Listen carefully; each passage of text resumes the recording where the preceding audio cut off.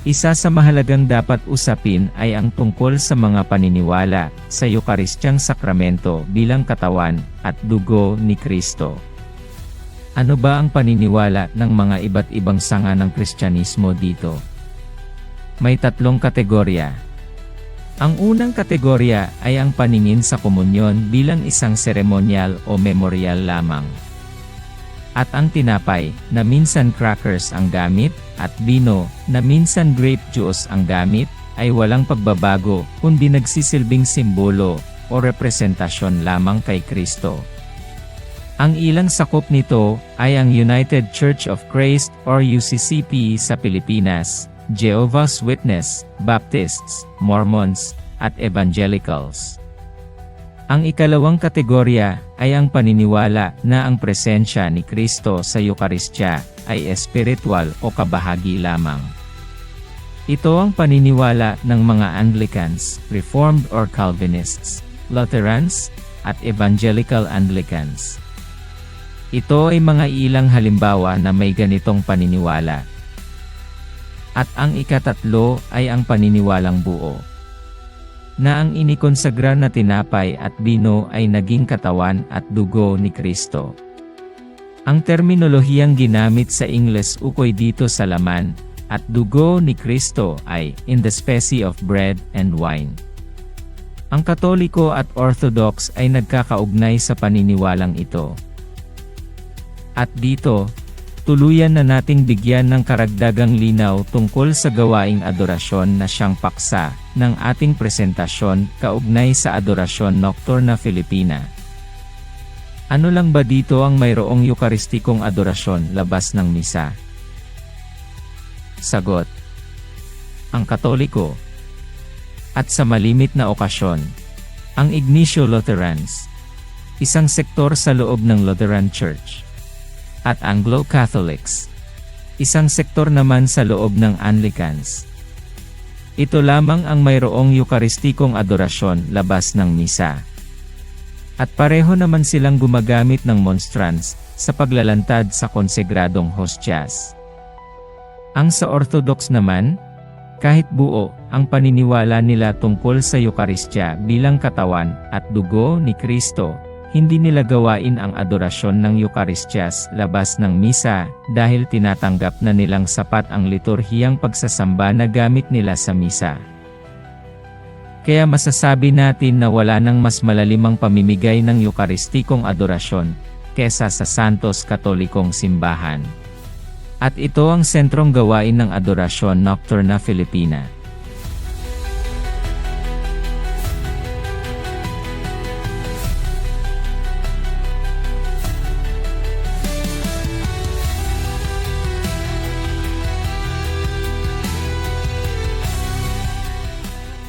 Saan ba nanggaling ang paniniwala ng Katoliko na ang Eukaristya ay katawan at dugo na ni Kristo kahit ito ay kahawig tinapay, bino? Saan sa Skriptura nating makuha ito? Una, tungkol sa sinabi ni Kristo na katawan at dugo na niya ang tinapay at bino pagkatapos ng kanyang dasal. Makuha natin sa Marcos Kapitulo 14 versikulo 22 na nagsasabi, "In the course of their meal, having taken and blessed the bread, he broke it and gave it to them. Then he said, 'Take, this is my body.' Taking the chalice, he said, 'This is my blood.'" Ikalawa, kay Juan sa ika-6 na kapitulo, versikulo 51 sa sinabi niyang, "I am the living bread that came down from heaven. Whoever eats this bread will live forever. This bread is my flesh, which I will give for the life of the world."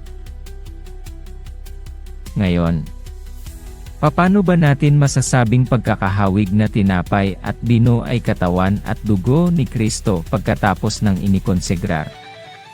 Walang imposible sa Diyos.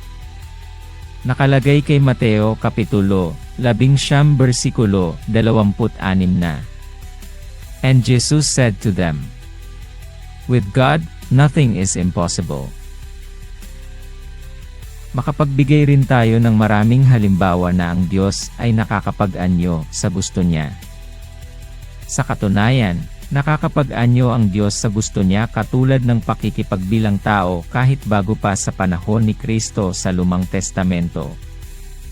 Makita natin ito sa Henesis, Kapitulo 18 sa ika-unang bersikulo na, "The Lord appeared to Abraham near the great trees of Mamre, while he was sitting at the entrance to his tent in the heat of the day. Abraham looked up and saw 3 men standing nearby. When he saw them, he hurried from the entrance of his tent to meet them, and bowed low to the ground." Sa Henesis Kapitulo 32 bersikulo 24 hanggang 8 na nagsasabi, "And Jacob was left alone, and a man wrestled with him till daybreak. The man asked him, 'What is your name?' 'Jacob,' he answered. Then the man said, 'Your name will no longer be Jacob, but Israel, because you have struggled with God.'" Halimbawa naman ang pag-aanyo ng Diyos sa ibang bagay. Sa unang hari Kapitulo 19 bersikulo 11 hanggang 13 na nagsasabi, "And after the fire came a gentle whisper. When Elijah heard it, he pulled his cloak over his face, and went out and stood at the mouth of the cave. Then a voice said to him, 'What are you doing here, Elijah?' Bilang isang anghel naman sa Exodus Kapitulo 3 bersikulo 2. There the angel of the Lord appeared to him in flames of fire from within a bush. God called to him from within the bush, 'Moses, Moses.'" May halimbawa din tayo kay Kristo na nagpakita sa bagong pagmumukha. Kay Juan ika-20 na kapitulo bersikulo 11 hanggang 14. "Now Mary stood outside the tomb crying. At this, she turned around and saw Jesus standing there. But she did not realize that it was Jesus, thinking he was the gardener." Sa Lucas Kapitulo 24 bersikulo 13 hanggang 31. "Two of them were going to Emmaus. Jesus himself came up and walked along with them, but they were kept from recognizing him." Sa mga ilang halimbawa ng Skriptura dito, makikita natin na ang Diyos ay maaaring magpakita sa anyong gusto niya. Kaya hindi rin makapagduda na mangyari na ang konsegradong tinapay at bino ay maging laman at dugo ni Kristo kung yan man ang sadya ng Diyos.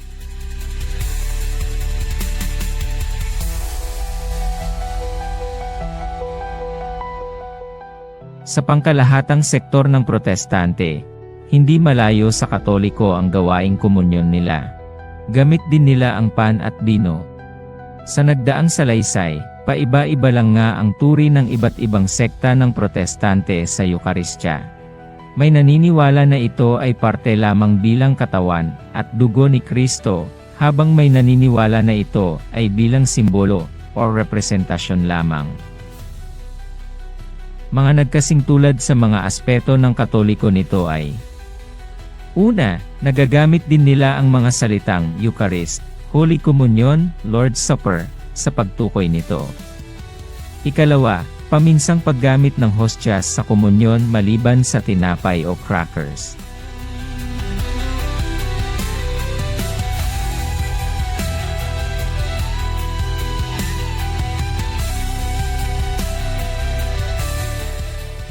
Ikatatlo, mayroon ring pagdarasal sa paghahanda ng Eukaristya.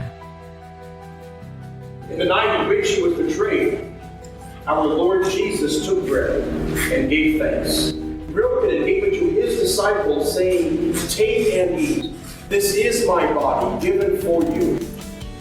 Do this for the remembrance of me." Ika-4 ay ang pagtuturi rin nila nito bilang isang sakramento. At ika-5, meron din silang mga espesyal na ministro na tumutulong sa pamimigay ng komunyon.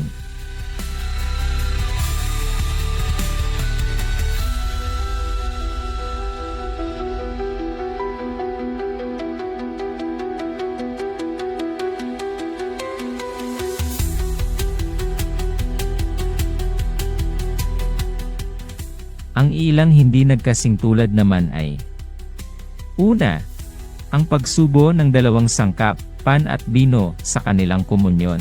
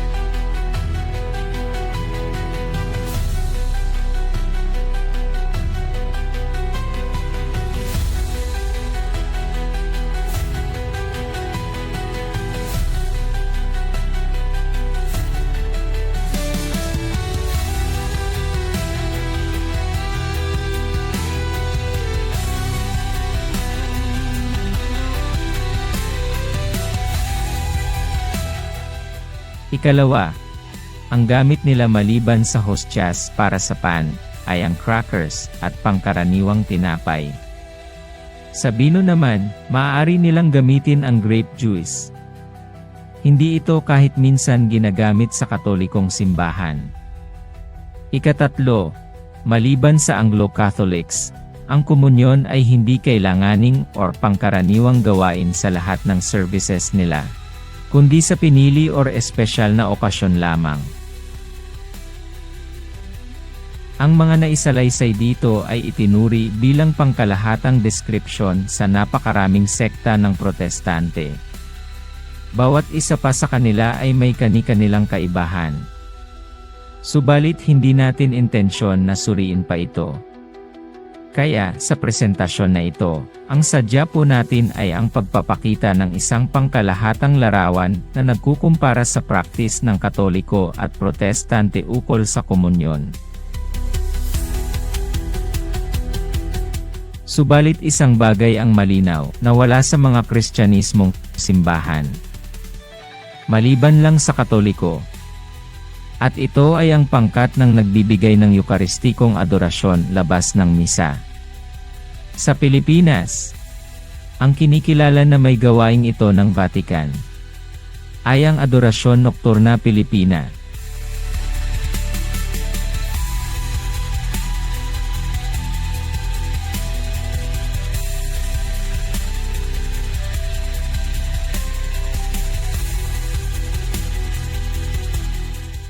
Sa isang survey ng Center for Applied Research in the Apostolate na isinigawa sa mga Amerikanong Katoliko noong 2023, ukol sa paniniwalang presensya ni Kristo sa Eukaristya, may nakakaalarmang resulta. Mas mababa pa sa kalahati ang sumagot ng oo. Sa Pilipinas naman, sa isinigawa na survey ng Veritas noong 2021 tungkol rin dito, may resulta pa naman tayong 77% na sumasang-ayon sa paniniwalang presensya ni Kristo sa Eukaristya. Ang maaaring ipinagnais sa survey na ito ay ang pagkakalinaw sa tanong kung gaano ba kabuo ang naging katawan at dugo ni Kristo ang Eukaristya. Kahit tanggap na ang presensya ni Kristo dito, may bahagi pa ba ang pan at bino na siya ring kinakatulad sa pinaniniwalaan ng ilang sektor ng Protestante?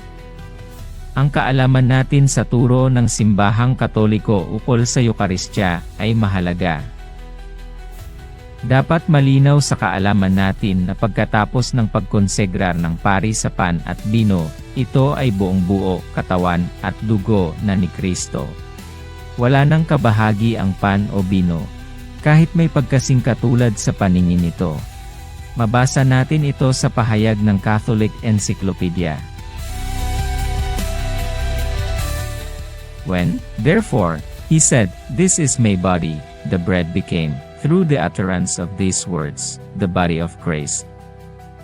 The substance of bread was no longer present, but the body of Christ under the outward appearance of bread.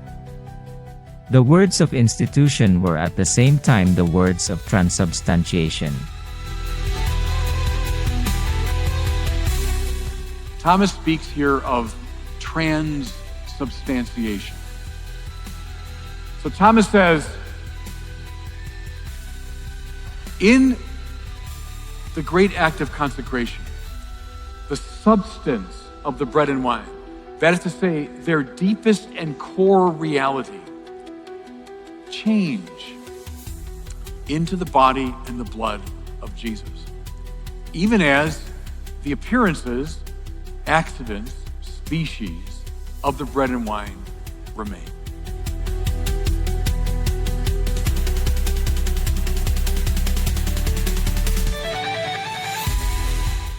Sa mga isinilaysay natin, makita na sa mga sanga ng Kristyanismo, ang Katoliko at ang Orthodox lamang ang naniniwala na ang Eukaristya ay buong-buo katawan at dugo ni Kristo.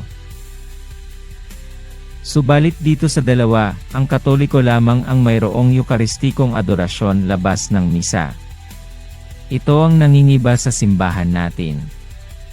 At sa Pilipinas, ang kinikilala ng Vatican na may gawaing ito ay ang Adorasyon Nocturna Pilipina. Ang pagiging sakop sa ANF ay isang katibayan sa paniniwala ng Katolikismo ukol sa Eukaristya. Dahil ang gawain ito ay nakasentro sa pagbibigay ng pagsasamba sa Santo Sakramento, na siyang katawan at dugo ni Kristo, buong buo. Hindi ito magagawa kapag wala doon ang paniniwalang ito.